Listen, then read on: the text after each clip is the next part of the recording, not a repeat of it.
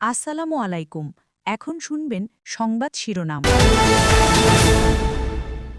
গাজীপুরের বাঘের বাজারে একটি কারখানায় ভয়াবহ আগুন, 2 ঘন্টার চেষ্টায় নিয়ন্ত্রণে আনে ফায়ার সার্ভিসের 9টি। ময়মনসিংহে ট্রেন ও গাজীপুরে বাসে দুর্বৃত্তের আগুন, দ্রুত নেভাতে পারায় বড় ধরনের ক্ষয়ক্ষতি থেকে রক্ষা। নিয়োগ বিধি সংশোধনের দাবিতে কয়েক জেলায় আইএলটিএস এর শিক্ষার্থীদের বিক্ষোভ ভাঙচুর, কঠোর আন্দোলনের হুঁশিয়ারি। তুলিয়া থানার সামনে গুলি করে হত্যার পর মরদেহ পুড়িয়ে দেন ওসি সায়েদ সহ 2 পুলিশ কর্মকর্তা। ট্রাইব্যুনালে রাজসাক্ষী। আসসালামু আলাইকুম। এতক্ষণ শুনছিলেন সংবাদ শিরোনাম, এখন শুনবেন বিস্তারিত। গাজীপুরে বাঘের বাজারে কারখানায় লাগা আগুন 2 ঘন্টার চেষ্টায় নিয়ন্ত্রণে এনেছে ফায়ার সার্ভিস। প্রত্যক্ষদর্শীরা জানায় দুপুর 1টার দিকে বাঘের বাজার এলাকায় ফিনিশ কারখানার আগুন লাগে। এ সময় কারখানার নিরাপত্তা কর্মীরা আগুন নেভানোর চেষ্টা করে, তবে দ্রুত আগুন ছড়িয়ে পড়ে। খবর পেয়ে একে একে ছুটে যায় ফায়ার সার্ভিসের 9টি ইউনিট। 2 ঘন্টার চেষ্টায় নিয়ন্ত্রণে আসে আগুন। এই ঘটনায় কেউ হতাহত হয়নি বলে জানিয়েছেন কারখানার কর্মকর্তারা। কারখানাটিতে কয়েল, ব্লিচিং পাউডার সহ বিভিন্ন পণ্য উৎপাদন হয়। আগুন লাগার কারণ ও ক্ষয়ক্ষতি সম্পর্কে এখনো নিশ্চিতভাবে কিছু জানা যায়নি। ঠাস করে একটা শব্দ হওয়ার পরে পরে পিছন দিকে চাই দিয়ে আমরা প্রচুর ধোয়া পরে আইসা দিয়ে আপনার অবস্থা কাহিল, মানে মানে যেটুকু আগুন ছিল সেটুকু আপনার নিবানো সম্ভব আছিল। ব্লিচিং পাউডার তৈরি হয়, তারপরে কোয়েল, এই ফিনফিক, ফিক্সজল, তারপরে আইপি, আরো ওয়াশিং, অনেক কিছু। লাঞ্চের সময় অনেক সেকশনে আপনার লাঞ্চে বিরতিতে বের হয়ে গেছে, বা আমরা যারা ছিলাম সবাই সুস্থভাবে আলহামদুলিল্লাহ বের হয়েছি। ভিতরে হিউজ ব্যাপক পরিমাণে কেমিক্যাল, কাঁচামাল, ফিনিশ প্রোডাক্ট ছিল। এই সবগুলোকে মাথায় রেখে, চ্যালেঞ্জকে মাথায় রেখে আলহামদুলিল্লাহ আমরা চেষ্টা করেছি। আল্লাহর রহমতে আমরা এখন পর্যন্ত সেফ পজিশনে আছি। গাজীপুরের শ্রীপুরে ঝুটের গুদামে লাগা আগুনে পড়ে গেছে বিপুল পরিমাণ মালামাল। মঙ্গলবার রাত 12টার দিকে ঘটে অগ্নিকাণ্ড। প্রত্যক্ষদর্শীরা জানান, মাওনা শ্রীপুর সড়কের বকুলতলা এলাকায় সারোয়ার হোসেনের ঝুট গুদামে আগুন লাগে। খবর পেয়ে ফায়ার সার্ভিসের 4টি ইউনিট 1.5 ঘন্টার চেষ্টায় আগুন নিয়ন্ত্রণে আনে। এর আগেই পুড়ে যায় গুদামে থাকা মালামাল। এ সময় ঝুট গুদামে বেঁধে রাখা 3টি গরু দগ্ধ হয়ে মারা যায়। আগুন লাগার কারণ খতিয়ে দেখছে ফায়ার সার্ভিস। আজও কয়েক জেলায় নাশকতা হয়েছে, তবে এতে কেউ হতাহত হয়নি। ময়মনসিংহে ট্রেনের একটি বগিতে আগুন দেয় দুর্বৃত্তরা, তবে দ্রুত তা নেভাতে পারায় বড় ধরনের ক্ষয়ক্ষতি হয়নি। রেল কর্তৃপক্ষ জানায়, ময়মনসিংহ রেল স্টেশনের ওয়াশপেটে একটি ট্রেন দাঁড়ানো ছিল। ভোর 4টার দিকে একটি বগিতে আগুন দেয় দুর্বৃত্তরা। নিরাপত্তা বাহিনীর সদস্যরা তাদের ধাওয়া দিলে পালিয়ে যায়। আগুন ছড়িয়ে পড়ার আগেই দ্রুততার সাথে নিভিয়ে ফেলা হয়। পড়ে যায় কয়েকটি সিটের বেশ কিছু অংশ। আরো কয়েকটি সিটে দাহ্য পদার্থ ছিটানো ছিল। এই ঘটনায় জড়িতদের ধরার চেষ্টা চলছে বলে জানিয়েছে পুলিশ। তাৎক্ষণিকভাবে আগুন নিভানোর কারণে বড় ধরনের কোনো দুর্ঘটনা বা ক্ষতি সাধন হয় না। এই ব্যাপারে কোনো এখন পর্যন্ত আটক হয় নাই। আমরা তদন্ত করতেছি, কারা জড়িত থাকতে পারে তাদেরকে শনাক্ত এবং গ্রেপ্তারের চেষ্টা অব্যাহত আছে। ঢাকার ধামরায় গ্রামীণ ব্যাংকের সোয়াপুর শাখা লক্ষ্য করে পেট্রোল বোমা নিক্ষেপ করে দুর্বৃত্তরা।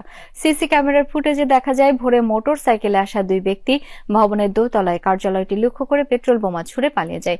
এ সময় পাশে টিনশেড কক্ষের চালায় আগুন ধরে যায়। নৈশ প্রহরীর চিৎকারে আশপাশের লোকজন ছুটে গিয়ে আগুন নেভায়। সিসি ক্যামেরার ফুটেজ বিশ্লেষণ করে জড়িতদের শনাক্তের চেষ্টা চলছে বলে জানিয়েছে পুলিশ।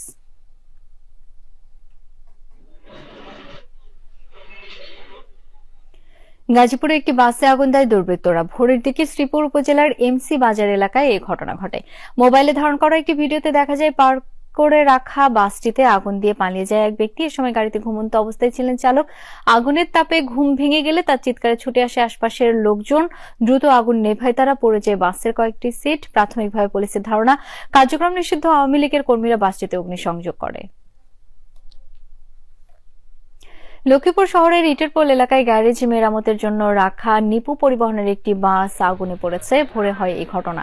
ফায়ার সার্ভিস জানায়, কয়েকদিন ধরে বাসটির মেরামত কাজ চলছিল। ভোরের দিকে হঠাৎই আগুন লাগে। 1 ঘন্টার চেষ্টায় আগুন নেভানো হয়। ফায়ার সার্ভিসের প্রাথমিক ধারণা, মশার কয়েল থেকে আগুনের সূত্রপাত, তবে এটি নাশকতা কিনা তা খতিয়ে দেখা হচ্ছে বলে জানিয়েছে পুলিশ।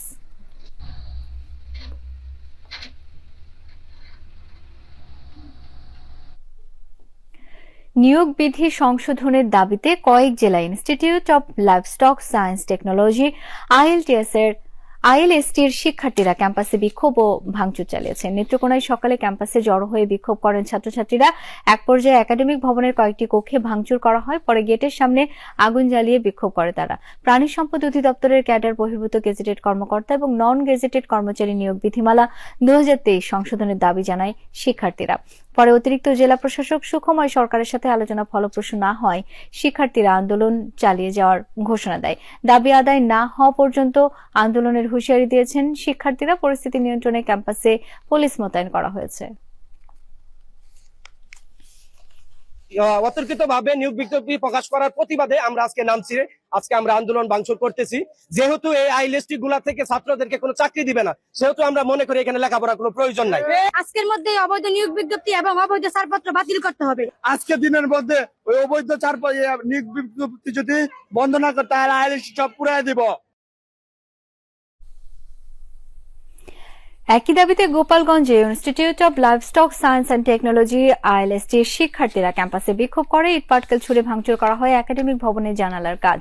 প্রাণী সম্পদ অধিদপ্তরের ক্যাডার বহির্ভূত গেজেটেড কর্মকর্তা এবং নন গেজেটেড কর্মচারী নিয়োগ বিধিমালা সংশোধন করা না হলে কঠোর আন্দোলনের হুঁশিয়ারি দেন তারা। ব্রাহ্মণবাড়িয়ার নাসিরনগরেও আইএলএসটির শিক্ষার্থীরা ক্যাম্পাসে বিক্ষোভ ও ভাঙচুর চালায়। সকালে একাডেমিক ভবনের কয়েকটি কক্ষে ভাঙচুর করা হয়, পরে ক্যাম্পাসের প্রধান ফটকের সামনে আগুন জ্বালিয়ে বিক্ষোভ করে তারা। প্রাণী সম্পদ অধিদপ্তরের নিয়োগ বিধিমালা দ্রুত সংশোধনের দাবি জানান শিক্ষার্থীরা। পরে প্রশাসনের আশ্বাসে আন্দোলন স্থগিত করেন তারা।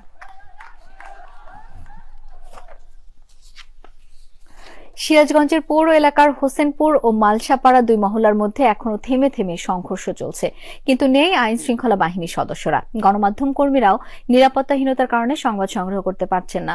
মঙ্গলবার রাতে দুই মহল্লার সীমান্তবর্তী কাটা ওয়াবদা মোড়ে টর্চ জ্বালিয়ে এবং গান বাজিয়ে শুরু হয় সংঘর্ষ। সিরাজগঞ্জ সদর থানার অফিসার ইনচার্জ মোখলেসুর রহমান জানান, গত 14 নভেম্বর একটি চায়ের দোকানে বসা নিয়ে বাকবিতণ্ডা শুরু, এক পর্যায়ে সেটি সংঘর্ষে গড়ায়, যার নেতৃত্বে ছিলেন হোসেনপুর এলাকার ছাত্রদল নেতা সুমন হোসেন ও মালসাপাড়া মহল্লার যুবদল নেতা মুসা আহমদ। এরপর থেকেই দফায় দফায় সংঘর্ষ চলছে। হাসপাতাল সূত্রে জানা যায় উভয় পক্ষের কমপক্ষে 30 জন আহত হয়েছে। জামালপুর 2 আসনে বিএনপি মনোনীত প্রার্থী পরিবর্তনের দাবিতে অনশন ও অবস্থান কর্মসূচি পালন করেছেন মনোনয়ন বঞ্চিত নেতার সমর্থকরা। বেলা 11:30 থেকে ইসলামপুর শহরের বটতলা এলাকার ত্রিমোড় অবরোধ করে এই কর্মসূচি শুরু করেন তারা। এতে অংশ নেন উপজেলা বিএনপির একাংশের নেতাকর্মীরা। এই সময় তারা দাবি করেন, জামালপুর 2 আসনে মনোনয়ন পাওয়া ইসলামপুর উপজেলা বিএনপি সভাপতি সুলতান মাহমুদ বাবু শারীরিকভাবে অসুস্থ। এছাড়া তত্ত্বাবধায়ক সরকারের সময় সংস্কারপন্থী নেতা হিসেবে পরিচিত তিনি, তাই তার মনোনয়ন বাতিল করে বিএনপি চেয়ারপারসনের উপদেষ্টা ও সাবেক মন্ত্রী